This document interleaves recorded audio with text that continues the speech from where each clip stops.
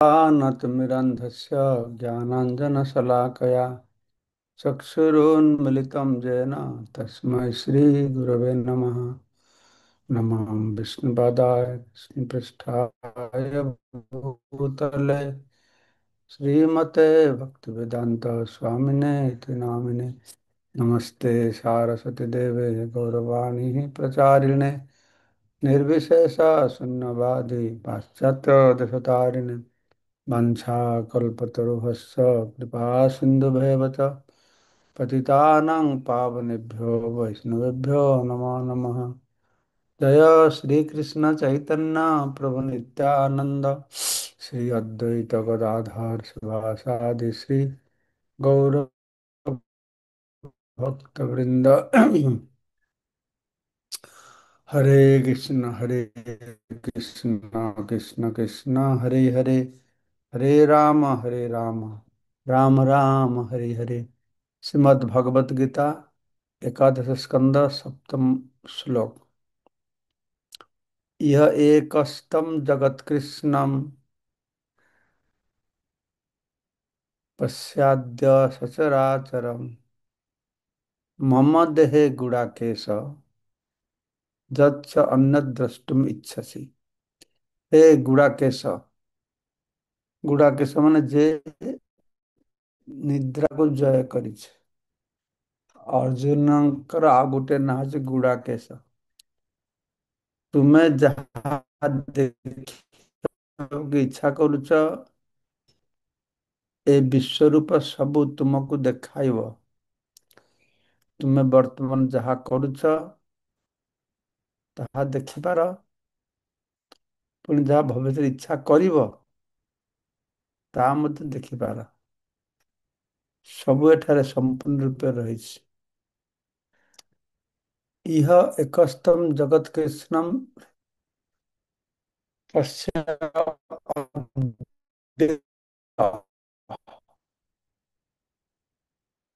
ତସ୍ୟାଦ୍ୟ ସଚରାଚରମ୍।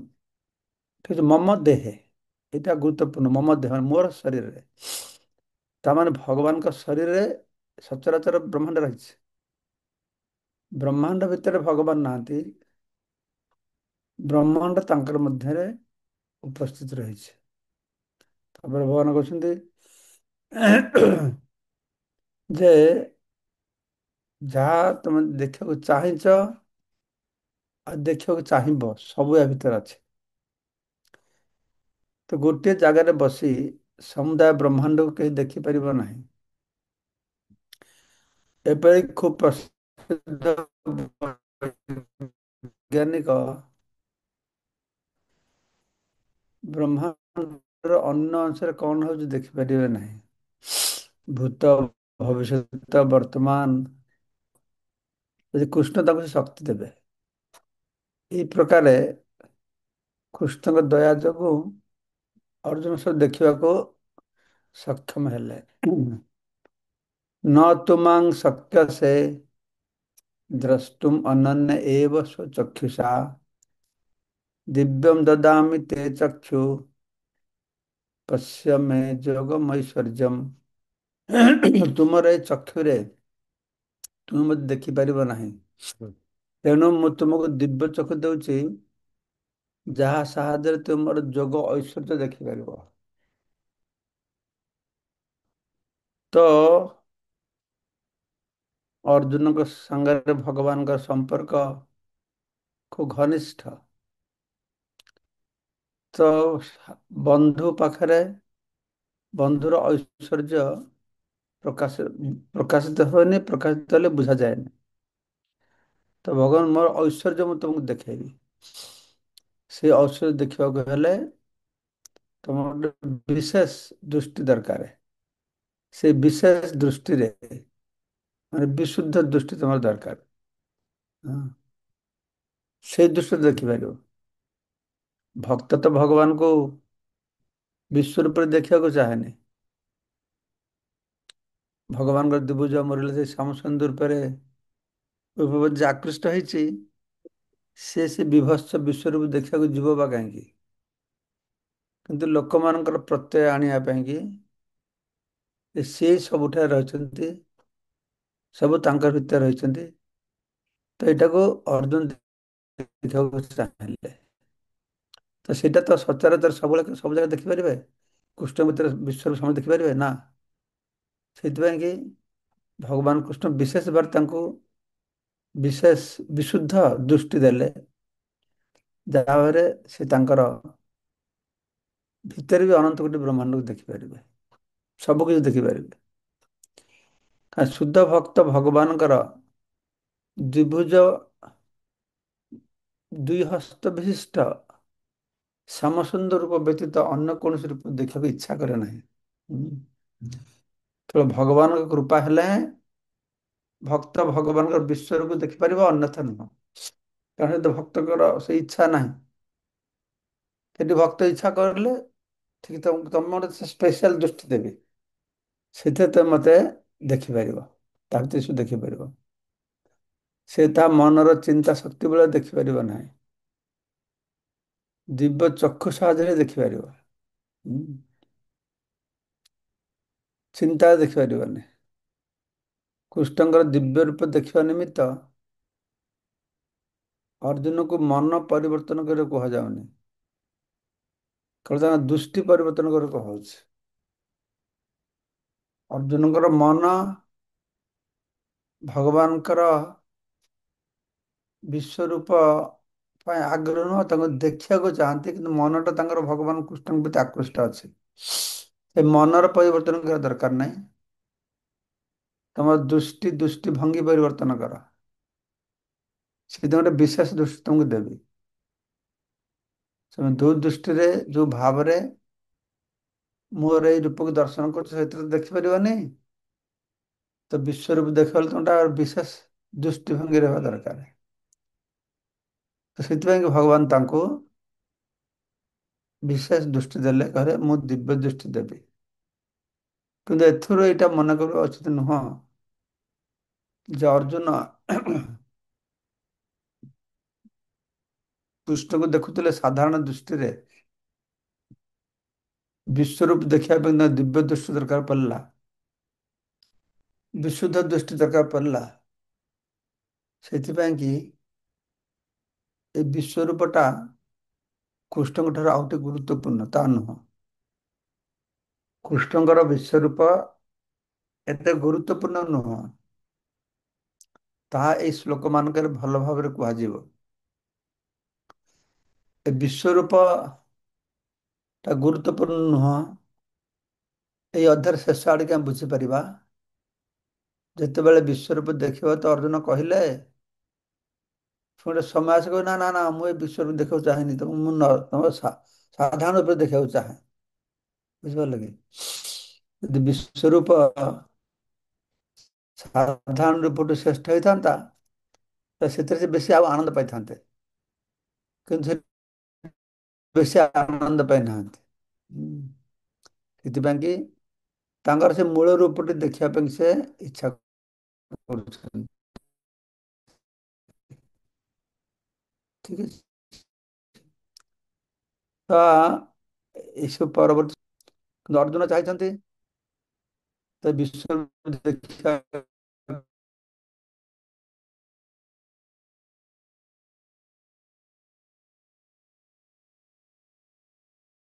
ପ୍ରଦାନ କଲେ। ଭାବେ ଶୁଣିଲେ, ଏବେ କହୁଛନ୍ତି ଦେଖାଅ। ଏସବୁ ପଛରେ ମୂଳ କାରଣ ହଉଛି କଣ ନା, ମଣିଷ ମାନଙ୍କ ପାଖରେ ପ୍ରମାଣିତ କରିବା, ସାଧାରଣ ମଣିଷ ମାନେ ବୁଝିବେ। ଠିକ ଅଛି।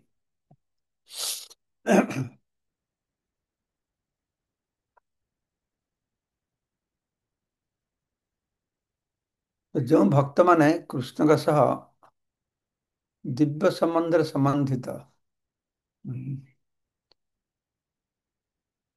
ତ ସମସ୍ତେ ତ କୃଷ୍ଣଙ୍କ ସହ ସମ୍ବନ୍ଧିତ ନା କି?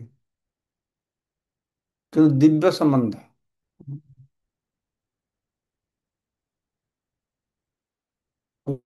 କୃଷ୍ଣଙ୍କ ଠାରୁ ସମସ୍ତେ ଆସୁଛନ୍ତି, କୃଷ୍ଣଙ୍କ ଠାରେ ସମସ୍ତେ ଅବସ୍ଥାନ କରୁଛନ୍ତି। ଜଗତ ପ୍ରଳୟ ହେଲେ ବି କୃଷ୍ଣଙ୍କ ମଧ୍ୟରେ ରହିବେ, ସେଇ ଭାବରେ ସମସ୍ତେ ତାଙ୍କ ସାଙ୍ଗେ ସମ୍ପର୍କିତ, କିନ୍ତୁ ଦିବ୍ୟ ସମ୍ବନ୍ଧ, ସେମାନେ କୃଷ୍ଣଙ୍କର ମନୋହର ରୂପ ପ୍ରତି ହିଁ ଆକୃଷ୍ଟ। ଅନ୍ୟ କୌଣସିରେ ସେମାନଙ୍କର ଆକୃଷ୍ଟ ନୁହଁ। ସେମାନେ ନିରୀଶ୍ୱର ଐଶ୍ୱର୍ଯ୍ୟ ପ୍ରଦର୍ଶନରେ ମୁଗ୍ଧ ହୁଅନ୍ତି ନାହିଁ, କିମ୍ବା ସେଥିପ୍ରତି ଆକୃଷ୍ଟ ହୁଅନ୍ତି ନାହିଁ।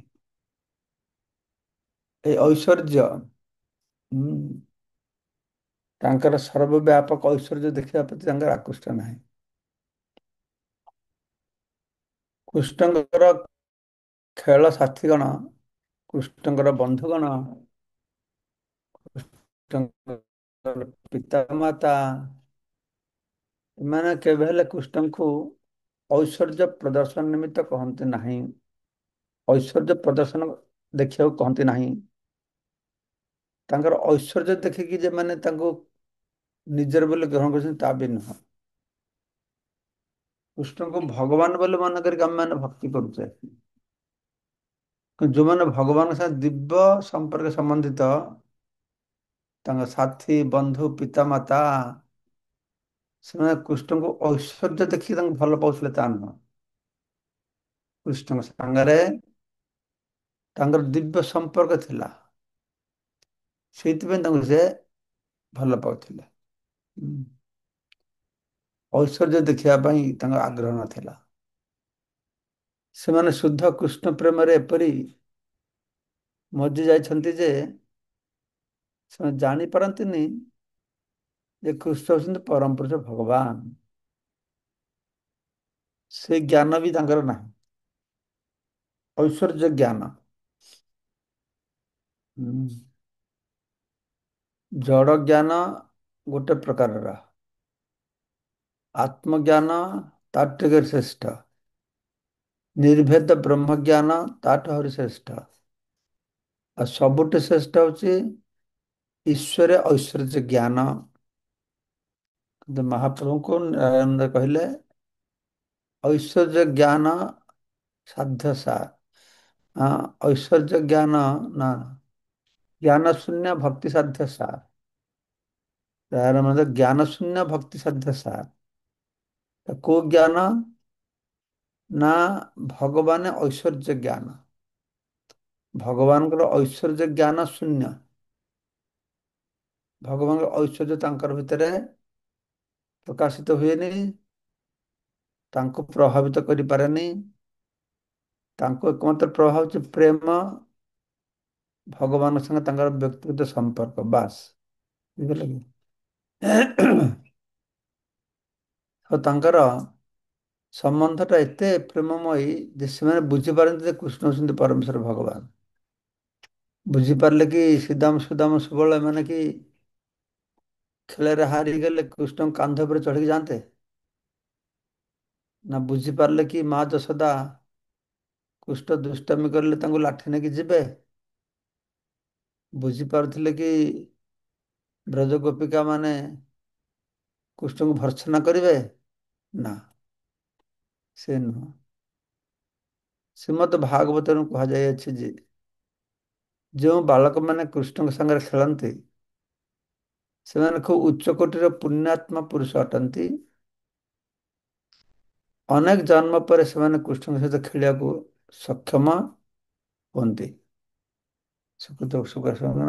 ପରୀକ୍ଷିତ ମହାରାଜ କହିଛନ୍ତି ଯେ କୃତପୁଣ୍ୟ ପୁଞ୍ଜ, ଏମାନେ କେତେ ପୁଣ୍ୟ କରିଥିଲେ ଯେ ପରମ ବ୍ରହ୍ମଙ୍କ ସାଙ୍ଗରେ ସେମାନେ ଖେଳୁଛନ୍ତି। କେତେ ଜନ୍ମର ପୁଣ୍ୟ ସଞ୍ଚୟ କରିଥିଲେ। ତ ସେଇ ପିଲାମାନେ ଜାଣନ୍ତି ନାହିଁ ଯେ କୃଷ୍ଣ ହଉଛନ୍ତି ପରମ ପୁରୁଷ ଭଗବାନ। ସେମାନେ ତାଙ୍କୁ ସେମାନଙ୍କର ବନ୍ଧୁ ବୋଲି ଭାବନ୍ତି। ବିଶିଷ୍ଟ ଯୋଗୀ ଋଷିମାନେ ପରମ ପୁରୁଷ ଭଗବାନଙ୍କୁ ନିର୍ବିଶେଷ ବ୍ରହ୍ମ ବୋଲି ଭାବନ୍ତି। ଯୋଗୀମାନେ, ଋଷିମାନେ, ଭକ୍ତମାନେ ତାଙ୍କୁ ପରମ ପୁରୁଷ ଭଗବାନ ବୋଲି ଭାବନ୍ତି। ଆଉ ସାଧାରଣ ମାନବ ମାନେ ତାଙ୍କୁ ସେମାନଙ୍କ ପରି ଏକ ଭୌତିକ ଶରୀରଧାରୀ ପୁରୁଷ ବୋଲି ଭାବନ୍ତି। ସାଧାରଣ ମୂର୍ଖ ଲୋକମାନେ ଅବଜାନନ୍ତି ମାଂ ମୁଢା ମାନସମ୍ ତନୁମାଶ୍ରିତମ୍, ସାଧାରଣ ମଣିଷ ବୋଲି ମାନନ୍ତି। ଭକ୍ତମାନେ ତାଙ୍କୁ ଭଗବାନ ବୋଲି ମାନନ୍ତି। ମୁନି ଋଷି ଯୋଗୀ ମାନେ ତାକୁ ନିର୍ବିଶେଷ ବ୍ରହ୍ମ ବୋଲି ଭାବନ୍ତି। କଥା ହଉଛି ଭକ୍ତ ତାଙ୍କର ବିଶ୍ୱରୂପ ଦେଖିବାକୁ କେବେ ହେଲେ ଚାହେଁ ନାହିଁ। କିନ୍ତୁ କୃଷ୍ଣଙ୍କର କଥାକୁ ପ୍ରମାଣ କରିବା ନିମିତ୍ତ ଅର୍ଜୁନ ତାହା ଦେଖିବାକୁ ଇଚ୍ଛା କରିଲେ। ସେଇଟା ବି ସେ ନିଜକୁ ନୁହଁ, ନିଜେ ତ କନଭିନ୍ସ ହୋଇଛନ୍ତି ଏ କୃଷ୍ଣ ପରମ ବ୍ରହ୍ମ ଆଗରୁ କହିଦେଇଛନ୍ତି ଏ କଥା।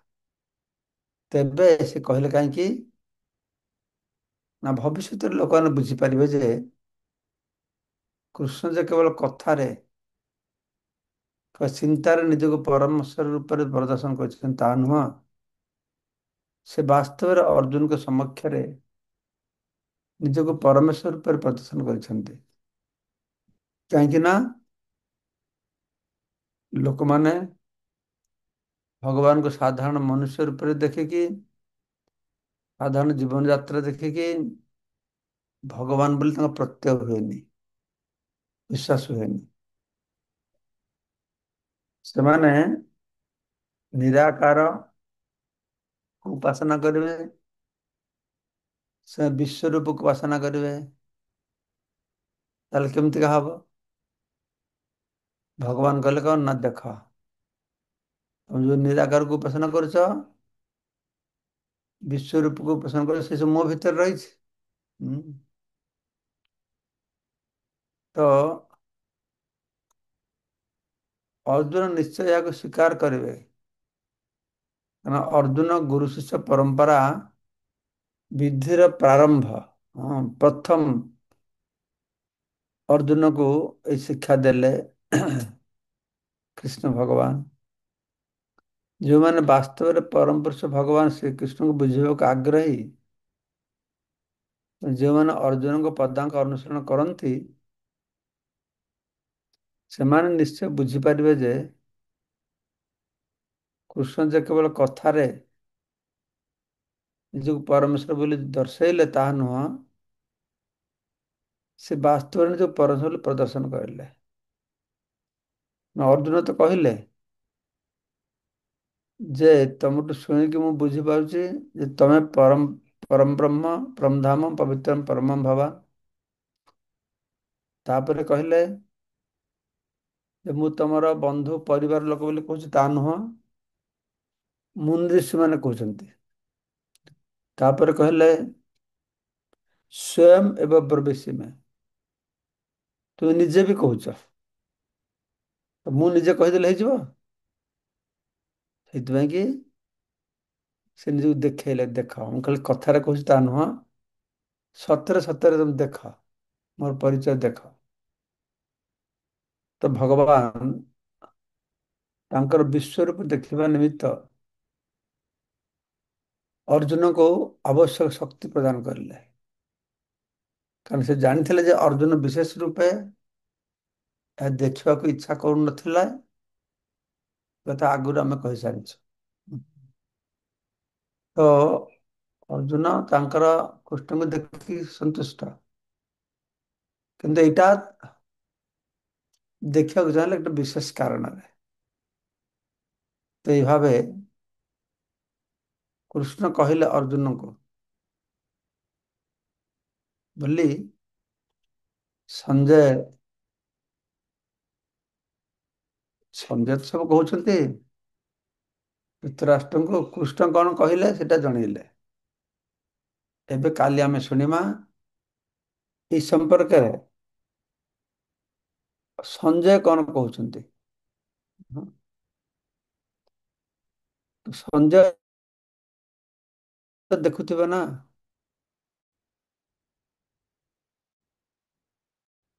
ସଞ୍ଜୟ ତ ଦେଖୁଥିବେ ସେଠି କଣ କଣ ଅର୍ଜୁନ ଦେଖୁଛନ୍ତି, ସଞ୍ଜୟ ଦେଖୁଥିବେ, ସିଏ କଣ କହୁଛନ୍ତି।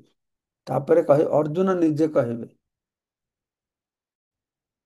ତାଙ୍କ ସେ ମୁଖରେ, ସେଟା ବି ହରେ କୃଷ୍ଣ କୃଷ୍ଣ କୃଷ୍ଣ ହରେ ହରେ, ହରେ ରାମ ରାମ ରାମ ହରେ ହରେ। ରାଜକମରା চৈতন্য চরিতামৃত সার্বভৌম ভট্টাচার্য উদ্ধার সম্পর্কে শ্রবণ করব। এখানে মহাপুরুষଙ୍କ সার্বভৌমত্বের আলোচনা হচ্ছিল। শারঙ্গভট্টাচার্য মহাপ্রভুর ভগবত্তাকে বুঝতে পেরেছেন।